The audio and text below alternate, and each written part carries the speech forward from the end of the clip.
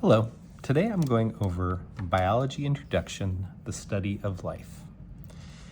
So what we have here in this image, you see something called the biosphere, and then a couple of other spheres that are circling this biosphere. So let's talk about what's happening here. Biology is the study of all living things. Life can be found in even the most harsh environments, like the deep ocean floor and buried in Antarctic ice. So when we talk about biosphere here, we're talking about all the living things and where you're going to find them. Now we have these other spheres, the atmosphere, lithosphere, and hydrosphere, because these are the other spheres that the living organisms on Earth interact with.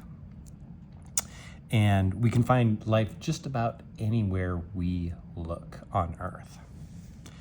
The biosphere is all the places on Earth that we find life. The biosphere interacts with all the other spheres. And then down here, I just have a collage of many different types of living organisms. And the reason for that is this word here, biodiversity. Biodiversity is a description of the variety or diversity of life on Earth or in specific environments. So when we say biodiversity, we can define what area we're talking about. We could say the biodiversity of the whole Earth, of the continent of Australia, or the biodiversity of your local neighborhood park. So you can actually define what area you're talking about when you want to look at how diverse is the biodiversity in a certain region. How many different types of creatures are there? Species, or a type of living thing that interbreeds, help us define biodiversity and compare one region to another. So when we talk about biodiversity, we're talking about species. These are things like humans are a species, dogs are a species, redwood trees are a species. So that's what we mean when we're counting the different types of living things in an area.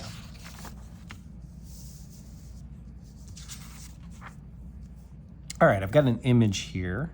It's a bacteria cell that is being invaded by viruses. All life on Earth share some characteristics. So we're going to see that there's some similarities between all living things. Just a few, but there are definitely some. This does get a little messy because of the vast variety of lifestyles of living things. Viruses are unusual when compared to fish. So you can see, this tiny microscopic thing, if you compare it to a fish, is pretty different than a fish. But there are a few things that they can share. And trees are vastly different from dogs.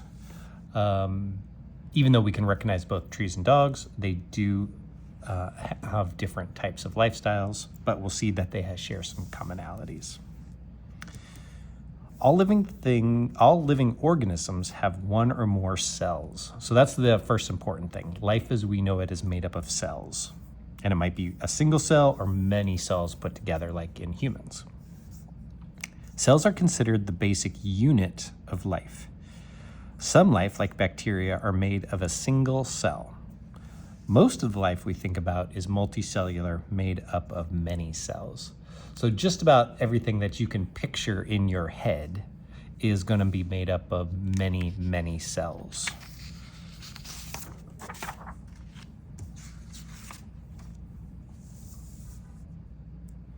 So besides cells, we have some other commonalities here. This is going to cover two, actually. There's going to be two things that living organisms share in this example.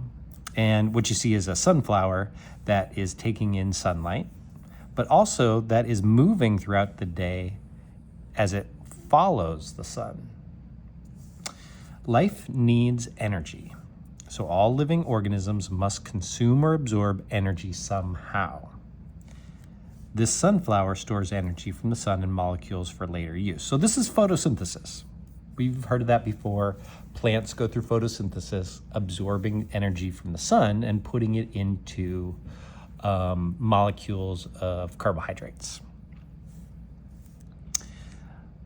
Humans eat food to harvest energy from molecules. So if it's not something that takes energy from the sun, or a few that get energy from chemical reactions, most things that we think of are going to eat other things to get their energy.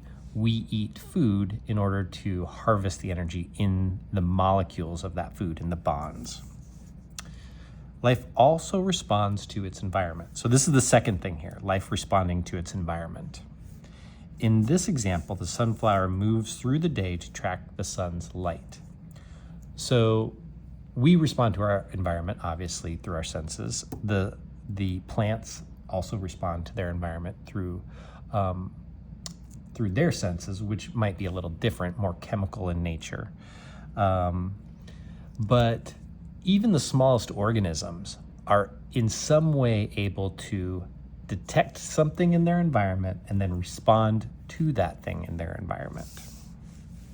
All right, now the final thing here, we see DNA, double helix.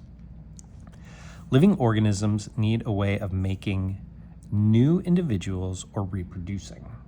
So living things have to be able to make more living things in order to pass on their genetic material. So if things didn't make new individuals, then we would have obviously no more life, because things would eventually die and never be replaced. Genetic material must be passed down using DNA. DNA is the chemical instructions for living organisms and their building blocks. So all the instructions to make a creature are wrapped up in the DNA. DNA is an example of the deep relatedness of all living things. So we can go back to the beginning of life and see that DNA was essential to what we understand now as life on Earth. All right, hope this helps. Let me know if you have any questions. Thanks.